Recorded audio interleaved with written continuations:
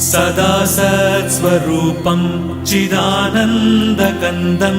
जगत्सम्भवस्थानसंहारहेतुं स्वभक्तेच्छया मानुषं दर्शयन्तम् नमामीश्वरं सद्गुरुं साईनाथं नमामीश्वरं सद्गुरुं साईनाथम् भवद्ध्वान्तविध्वंसमार्ताण्डमीड्यं मनोवागतीतं